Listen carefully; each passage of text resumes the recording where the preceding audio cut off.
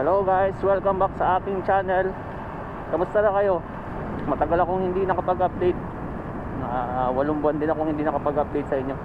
Bali today, tinetesting ko lang yung gagamitin kong camera kasi babiyahe uli tayo. Bali, naban pala ako sa Lalamove. Nagpautang ako ng almost 2,000 yata yun sa rent ng bag. Pinayaran ko na, tapos within 24 hours lang na-activate na uli ako. Almost 24 hours lang. Bali ngayon, sinusubukan ko lang tong camera kasi tomorrow baka magparehistro pa ako ng motor kasi hindi pa totally kompleto lahat eh.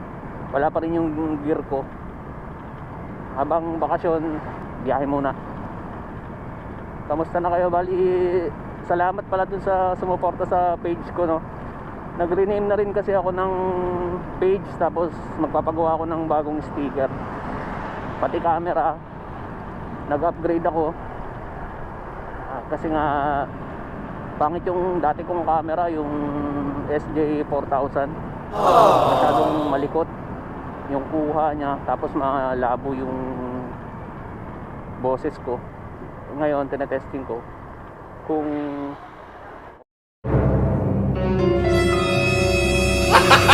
gago! okay ba yung kuha nitong camera. Pero feeling ko okay ito kasi medyo pricey ito eh.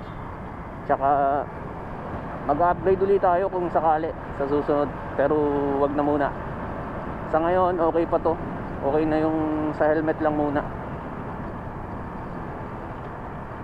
Bali, hindi ko na alam kung paano yung process kay Lalamove ngayon kasi may matching na daw na nalalaman sa booking. Hindi ko pa na susubukan uli. Ngayon, ikot-ikot lang muna ako. Testing lang muna nitong camera kung worth it ba tong binili ko na to o hindi. Pero feeling ko worth it naman siguro kasi yun nga, pricey. Bumili rin tayo ng bagong helmet. Pangit pala ng daanan dito. Lubak-lubak.